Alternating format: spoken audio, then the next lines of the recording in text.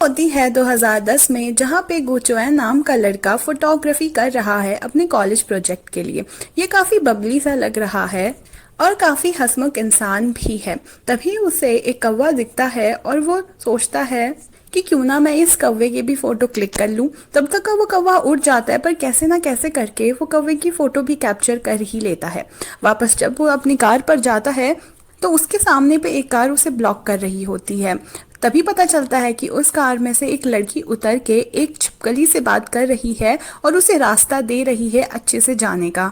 जैसे ही वो छिपकली चली जाती है, वो लड़की वापस अपनी कार पे बैठ जाती है और वो कार चलने लगती है। कार में वो लड़की और उसके माँ बाप होते हैं। तीनों के तीनों काफी ज्यादा खुश लग रहे होते हैं, पर दूर पे से एक ट्रक का ड्राइवर उन्हें कब से देख रहा होता है और देखते देखते वो उस कार पे अटैक कर देता है।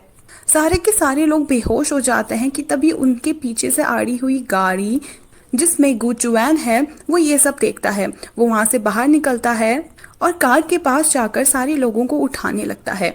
वो यहाँ तक कि ट्रक के ड्राइवर से भी उसे हेल्प करने को कहता है, पर ट्रक का ड्राइवर अपना ट्रक और तेजी से स्टार्ट करके उस कार को पूरी तरह से नीचे धक्का मार देता है। जैसे कि गुचुएन वहीं पे खड़ा था, वो भी कार के साथ नीचे जा गिरता है। कार और गुचुएन जाकर खाई में गिर जाते हैं। तभी वहां पे से सिर्फ उस बच्चे की आवाज आती है। वो पुकार रही होती है। गुचुएन को भी थोड़ा बहुत होश होता है और वो उस लड़की को सहारा देता है, ये कह के कि तुम घबराओ मत, तुम्हारे माँ बाप केवल कुछ ही समय के लिए बेहोश हुए होंगे और वो जल्द ही ठीक हो जाएंगे। वो लड़की फिर भी रोते हुए कहती है कि उसे बहुत डर लग रहा है और वो जल्द से जल्द यहाँ से निकलना चाहती है।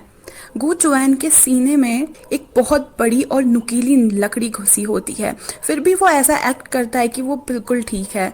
इतने दर्द में होने के बावजूद भी वो उस लड़की से कंटिन्यूअसली बात करने लगता है और उससे सहारा देने लगता है। यहाँ तक कि वो उसका हाथ भी पकड़ता है ताकि वो थोड़ा कम डरा हुआ फील करे। पर देखते देखते उस लड़की को गुचुएन का हाथ ठंडा लगने लगता है। गुचुएन की मौत उसी वक्त हो जाती है और वो लड़की रोने लगती है।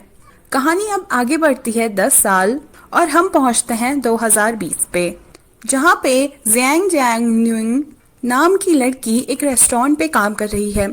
उसका ओनर उस रेस्टोरेंट को बंद कर रहा है, ये बोल के कि अब कोई कस्टमर आ ही नहीं रहे हैं तो कोई फायदा ही नहीं है इस रेस्टोरेंट को ओपन करने का, इसलिए मैं ये रेस्टोरेंट बंद कर रहा हूँ।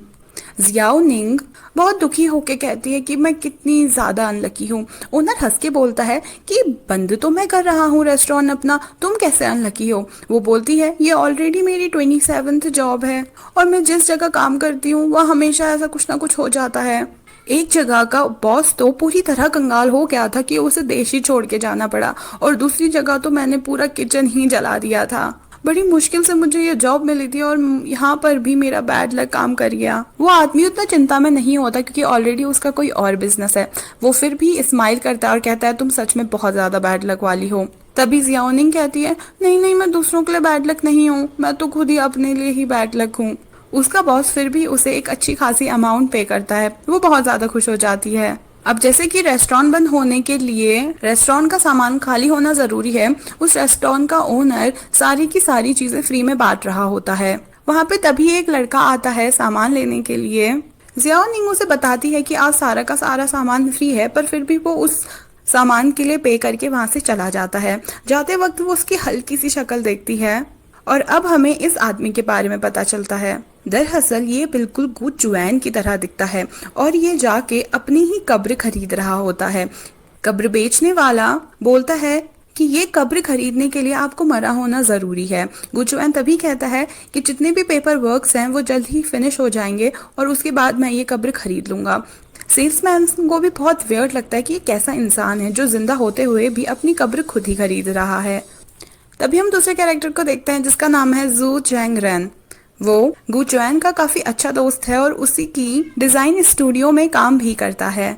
वो फ्लर्ट टाइप का इंसान है और उसकी काफी सारी गर्लफ्रेंड रही है। तभी उन्हीं में से एक लड़की से वो मिलता है और कहता है कि आज के बाद तुम मुझे परेशान मत करना क्योंकि मैं अब तुम पे बिल्कुल भी इंटरेस्टेड नहीं हूँ। वो लड़की कहती है कि कल रात को हम दोनों ने साथ में ड्रिंक की थी और यहाँ तक कि तुम मेरे साथ अकेले भी थे, फिर भी तुमने मेरे साथ कुछ भी नहीं किया, ऐसा क्यों। वो बोलता है कि मैं तुम्हारे साथ सोने के लिए उस रूम पे नहीं गया था, मैंने बहुत सारी ड्रिंक कर रही थी और मुझे आराम करने के लिए जगह चाहिए थी, इसलिए मैं वहाँ गया था। और रही बात कुछ ना होने की, तो मैं तुम पे इंटरेस्टेड नहीं था, इसलिए मैंने तुम्हारे साथ कुछ भी नहीं किया। वो साफ साफ उस लड़की को रिजेक्ट करके वहाँ से आगे बढ़ता है। वहीं सामने वाली टेबल पे एक जाओयान नाम की लड़की बैठी होती है। वो अपनी कंपनी की बिजनेस मीटिंग के लिए आई होती है, और जिस आदमी के साथ उसकी मीटिंग होती है वो बहुत ही बेशरम टाइप का लड़का होता है। वो आदमी उसको अपने रूम में तक का बुलाता है, ये कह के कि अगर वो उसके रूम पर आएगी तो वो इस डील को पक्का फाइनल कर देगा और उसकी कंपनी में ज़रूर इन्वेस्ट करेगा। वहाँ पे से तो वो कुछ बहाना करके वहाँ से चली जाती है, पर आगे जाकर उस आदमी को अच्छे से समझाती है कि वो जो भी समझ रहा है वो गलत समझ रहा है, और वो ऐसे टाइप की चीज़ें कभी भी नहीं करेगी सक्सेसफुल होने के लिए। वो आदमी फिर भी उसके साथ ज़बरदस्ती कर रहा होता है, तो वो उसको एक पंच मार के नीचे गिरा देती है। ये चीज़ देख लेता है जू चैंग और काफ़ी ज़्यादा इम्प्रेस्ड होता है। वो जैसे ही एलिवेटर पे जाती है वो भी अंदर घुस जाता है और बोलने लगता है, मैंने अभी अभी तुम्हें उस लड़के को मारते हुए देखा। अगर कोई और भी पावर तुमसे ऐसी गंदी हरकत करे तो मुझे ज़रूर बताना, मैं तुम्हारी हेल्प ज़रूर करूँगा। इतना कहते ही हम देखते हैं कि जाओ यन बड़ी स्टाइल के साथ एलिवेटर से बाहर निकल रही है। उसके पीछे पीछे जू यंग भी बाहर निकलता है और पता चलता है कि उसने भी इससे एक जोर का मुक्का खाया है। वो चिल्लाते हुए फ्रस्ट्रेटेड होकर बोलता है कि मैं तो सिर्फ तुम्हारी हेल्प कर रहा था, तुमने मुझे क्यों मुक्का मारा। वो काफी ज्यादा ब्लीड कर रहा होता है। अगले ही पल गुचवैन स्टूडियो की डायरेक्टर सुमन ली की मीटिंग होती है अपने दूसरे क्लाइंट के साथ। वो क्लाइंट काफ़ी ज़्यादा ड्रंक होता है और साथ में सुमन ली को भी काफ़ी ज़्यादा ड्रिंक करवा रहा होता है। साथ ही उसके इरादे भी कुछ नेक नहीं लग रहे होते। तभी सुमन ली ने इतनी ज़्यादा पी ली होती है कि वो वॉशरूम में जाकर वॉमिट कर लेती है। वहाँ पर तक भी वो उसके पीछे पीछे आ जाता है और उसके साथ ज़बरदस्ती करने की कोशिश करता है। ये चीज़ जियाओ निंग देख लेती है और आके सुमन ली की हेल्प करती है। उसको उसके रूम तक का ले जाती है और उसको एक कार्ड देकर बोलती है कि मैं एक फीमेल टैक्सी ड्राइवर हूँ। ये बहुत सेफ होता है जब आप फीमेल टैक्सी ड्राइवर्स के साथ घर ड्राइव करते हो, तो अगर आपको इसकी ज़रूरत होगी तो मुझे ज़रूर कॉल करना। जियाओ निंग काफ़ी सारे पार्ट टाइम जॉब करती है और ये भी उसका एक पार्ट टाइम जॉब ही है फीमेल ड्राइवर होना। जैसे ही वो बाहर जा रही होती है उसकी टक्कर हो जाती है गुचुआन से और उसके सर में काफी जोर के लग जाती है। फिर भी वो बाहर जाके खुश होती है कि कम से कम उसे आज एक क्लाइंट तो पक्का मिल ही जाएगी। गुचुआन यहाँ पे जाकर उस क्लाइंट से मिलता है और देखता है कि वो काफ़ी ज़्यादा ड्रंक है और सुमन ली को भी उसने काफ़ी ज़्यादा ड्रिंक करवा लिया है।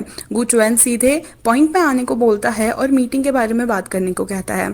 तभी उसका क्लाइंट कहता है कि आज हम वर्क नहीं कर रहे हैं और आज हमारा चिल डे है, तो मैं कोई भी काम की बात अभी नहीं करना चाहता। गुचुआन का मूड ऑफ होता है और वो कहता है कि ठीक है, मैं ना ही ड्रिंक करता हूँ और ना ही मुझे कुछ खाना खाने का मन है, तो फिर मैं घर जा रहा हूँ। फिर भी उनका क्लाइंट उसे फोर्स करता है उसके साथ बैठने को और अपने साथ ड्रिंक करने को। उसका फ्रेंड चैंग बार बार उसे मना कर रहा होता है कि नहीं नहीं, इसको ड्रिंक मत पिलाओ क्योंकि ये ट्रांसफॉर्म हो जाएगा और काफ़ी अलग इंसान बन जाएगा। फिर भी उसका क्लाइंट ज़बरदस्ती गुचुआन को वो ड्रिंक पिला ही देता है। जैसे ही गुचुआन वो ड्रिंक पीता है उसके हाथ में वॉच बता रही होती है कि उसकी हार्ट बीट फास्ट हो रही है, और साथ ही जैसे ही वो अपने क्लाइंट को हाथ लगाता है उसके हाथ से बिजली निकलने लगती है। वो बिल्कुल करंट छोड़ने लगता है। साथ ही उसके एक्सप्रेशंस भी बहुत ईवल लग रहे होते हैं। चैंग उसे रिक्वेस्ट करके बाहर जाने को कहता है और अपने पीक के टुन हुए क्लाइंट को भी बाहर लेकर जाता है। तभी उसके सामने आ जाती है जियाओ निंग और उसे अपने साथ ले जाने को कहती है, पर उसका क्लाइंट उसके साथ बैठने को बिल्कुल भी तैयार नहीं होता। पीछे से आ रहा होता है गुचुआन और वो गुचुआन से रिक्वेस्ट करती है। गुचुआन अपने साथ अपनी डायरेक्टर सुमन ली को ले जाने के लिए तैयार हो जाता है। तीनों के तीनों अब जाते हैं, ड्राइव कर रहे होते हैं और तभी जियाओ निंग बोलती है गुचुआन से कि मैं आपको जानती हूँ। गुचुआन सरप्राइज होकर कहता है कि तुम मुझे कैसे जानती हो, मैं तो तुम्हें नहीं जानता। तभी वो बताती है कि आज सुबह आज मेरी बेकरी में आप आए थे और मना करने के बाद भी आप मुझे पैसे दे के गए थे, तो तभी से आप मुझे याद हो। गुचुआन को भी उस पल पे याद आ जाता है कि अच्छा हाँ, ये तो वही सुबह बेकरी वाली लड़की ही थी। तभी सामने से एक ट्रक आती हुई दिखती है और ये देख जियाओ निंग कार को साइड कर लेती है और बहुत ही घबराई और सहमी हुई लगती है, मानो वो बहुत ज़्यादा डर रही है। गुचुआन उसको देखकर ये सोचता है कि ये इस टाइप का क्या कर रही है। जैसे ही वो ट्रक पास हो जाती है फिर भी जियाओ निंग को अजीब लगता है। वो बाहर आकर खड़ी हो जाती है और उसके बगल में गुचुआन भी खड़ा हो जाता है। दोबारा से एक और ट्रक पास होती है और वो खुद को संभाल नहीं पाती और गुचुएन का हाथ पकड़ लेती है बहुत ही टाइट करके और बहुत ज़्यादा घबराने लग जाती है। पर गुचुएन के करंट का असर इस पर बिल्कुल भी नहीं पड़ रहा होता है। तो गुचुएन काफ़ी सरप्राइज होता है कि इस पे मेरी करंट का असर क्यों नहीं पड़ रहा। तभी गुचुएन उससे पूछता है कि तुम इतना डर क्यों रही हो, तुम इतना अजीब बिहेव क्यों कर रही हो बार बार ट्रक की लाइट देखकर। वो बताती है कि बचपन में मेरा एक एक्सीडेंट हुआ था जिसकी वजह से मुझे ये ट्रॉमा हो गया। जब भी कोई ट्रक सामने से आती है मैं बहुत ज़्यादा घबरा जाती हूँ। इसका मतलब ये नहीं कि मैं बुरी ड्राइवर हूँ, मैं काफ़ी अच्छी ड्राइवर हूँ, पर बस चाइल्डहुड ट्रॉमा की वजह से मैं कभी कभी घबरा जाती हूँ। तो यही वो लड़की है जिसका पहले सीन में एक्सीडेंट हुआ था। पर वो गो चुएन को बिल्कुल भी नहीं जानती क्योंकि उसने तो उसकी सिर्फ आवाज़ सुनी थी और उनके बीच में बड़ी सी कार जो थी।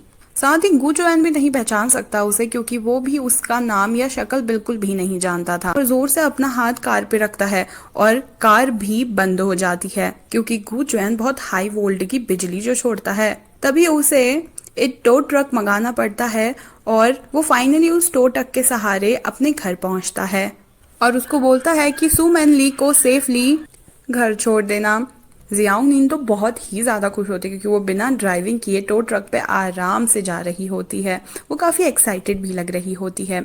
जब वो सू मैनली के घर पहुंचती है उसको फिर भी वॉमिट आ रही होती है। वो उसकी काफ़ी हेल्प करती है और सू मैनली उसे देखकर खुश हो जाती है। अब सू मैनली जैसे कि गू चुएन के लिए बहुत पहले से एक सेक्रेटरी ढूंढ रही है क्योंकि सबको लगता है कि गू चुएन सुसाइडल है और उसको एक लड़की ज़रूर चाहिए जो 24/7 उसका ख्याल रख सके। वो जियाओ निंग से उसके जॉब के बारे में पूछती है तो वो बताती है कि मेरा कोई भी प्रॉपर जॉब नहीं है, मैं एक पार्ट टाइम जॉब करती हूँ। वो उससे उसका नंबर ले लेती है ये कह के कि अगर मेरी कंपनी में कोई भी जॉब होगा तो मैं तुम्हें देने के लिए ज़रूर तुम्हें कांटेक्ट करूँगी। घर जाकर हम देखते हैं कि जियाओ फेंग अपनी ग्रैंड माँ और आंटी के साथ रहती है और वो किसी चीज़ के लिए काफ़ी सारे पैसे इकट्ठा कर रही है और साथ ही वो हर जॉब की पेमेंट अपनी बुक में लिखती है और कुछ ना कुछ पैसे सेव हर महीने ज़रूर करती है। यहाँ पे गू चुएन अपने बेडरूम में सोने की बजाय एक अजीब से साइंटिफिक रूम पर जाता है और एक टैबलेट जैसे डिवाइस को खोल के उसके अंदर घुस के वहां पर सो जाता है और जैसे ही वो मशीन बंद होने लगती है उस पे से आवाज आती है चार्जिंग और यहीं पे इस पार्ट का एंड हो जाता है। पर गुजवन खुद को चार्ज क्यों कर रहा है सोने की बजाय, या उसका क्या कारण है कि उसके शरीर से बिजली निकलती है।